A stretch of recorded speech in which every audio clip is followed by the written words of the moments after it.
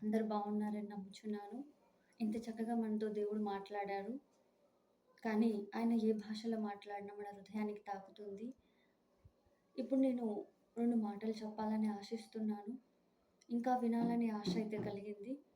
దేవుడు మన హృదయాలను తట్టుతున్నాడంట. అంటే ఆయన భాషలు చెప్పాలంటే, నీ తలుపు దగ్గరనే నేను తట్టుచున్నాను. ఎవరైనా నా స్వరం విని ఎవరైనా తీస్తారా అంటున్నాడు. తలుపు తట్టుతున్నాడు దేవుడు. ఆ తలుపు తీసిన యెడల నీతో నేను నివాసము చేసేదను. నీతో నేను భుజించెదను. నీకు సలహా చెప్పెదను. నీతోనూ ఉంటానంటున్నాడు. ఆ హృదయం అనే తలుపులు మనం ఇంకా తీయకుండా ఉన్నామా? లేదు లేదు.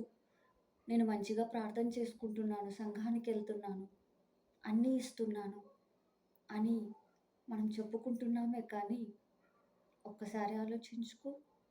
పరిశుద్ధాత్మని ఎన్నో సార్లు మనం దుఃఖపరిచి ఉంటాము. ఆయన ఎన్నో మాటలు నీతో మాట్లాడాలన్నప్పుడు, నువ్వు సమయం ఇవ్వకుండా, ఆ సమయం ఎవరు దొంగలిస్తున్నారో జాగ్రత్త. ఎందుకంటే, దొంగ దొంగతనానికి, హత్య చేయడానికే వస్తాడు. మనలో ఉన్న మంచితనాన్ని దొంగిలించడానికే వస్తాడు.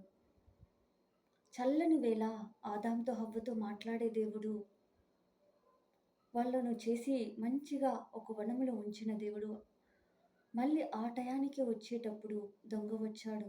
ఆయన కంటే ముందే వచ్చాడు. ఆ మాటలకి మోసపోయిందంట హవ్వమ్మ. అప్పుడు దేవుడు ఆ చల్లని చోటికి వచ్చినప్పుడు, ఆదామా అని పిలిచినప్పుడు దాచిపెట్టుకున్నాడంట సిగ్గుతో. ఎవరి మాట విని? దొంగ మాట విని. మనం అలాంటి పరిస్థితిలో ఉండకూడదు. అందుకే ఈరోజు నీ హృదయం అనే తలుపులు తట్టుచున్నానంటున్నాడు. ఎప్పుడైతే మనం ఆ తలుపు తీస్తామో మన దేవుడొస్తాడు. మనకు కాపరిగా ఉంటాడు. ఆయన మన తండ్రిగా ఉంటాడు. మనకు శాంతిని అనుగ్రహిస్తాడు. సంతోషం ఉంటుంది. సమాధానం ఉంటుంది. నిజం చెప్పు. ఇంత ఘనంగా ప్రార్థన చేస్తున్నావు కానీ ప్రశాంతంగా ఉన్నావా?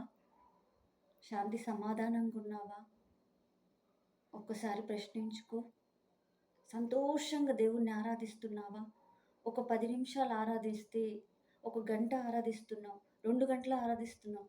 తర్వాత అదే పాత మాటలు, అవే పాత అలవాట్లు, అవే పాతవి.